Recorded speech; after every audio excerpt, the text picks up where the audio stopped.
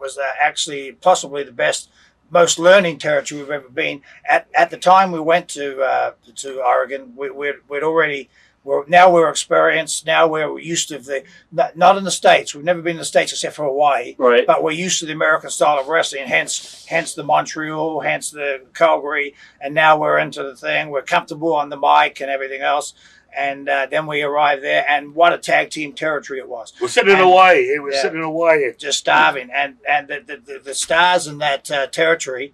The stars then were Playboy Buddy Rose, Rick Martel, there Wiskoski, Piper, Roddy Piper, what's the Snuka had just left? Snuka had just left, and Adrian Adonis. Adrian Adonis. the first night we were there, we took the belts from Adrian Adonis and Starr.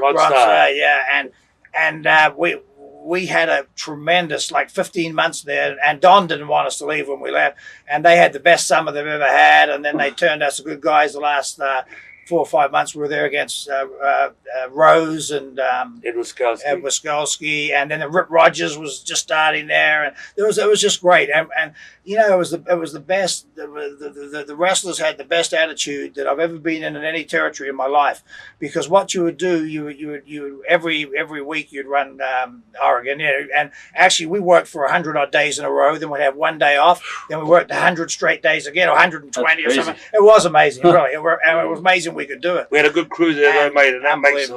You have a good crew. Unbelievable. And we would go up and down the card. You'd take your turn. That's what I was going to say. That's why I was Ventura. He'd come in and the giant would come in with it and that. So they brought other people in all the time just for the big weekends and that. So we had a good crew. And you would build your way up the card. Everyone would help the guys make for the main event. Then it would go down. Someone else would take a turn.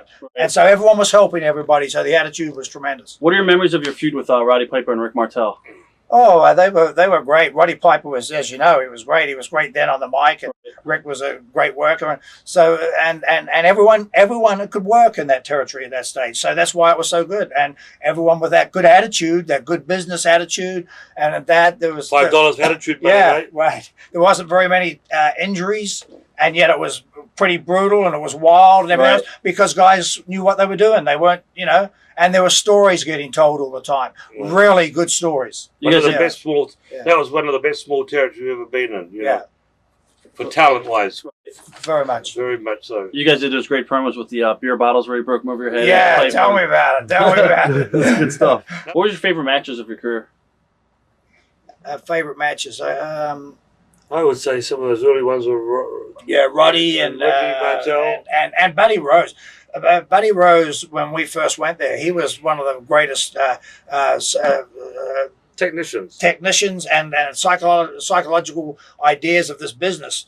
And he was only 245 pounds and a great athlete and a tremendous interview, which he always had. But then we didn't see him for a few years, and then he blew up to over 300 pounds or whatever.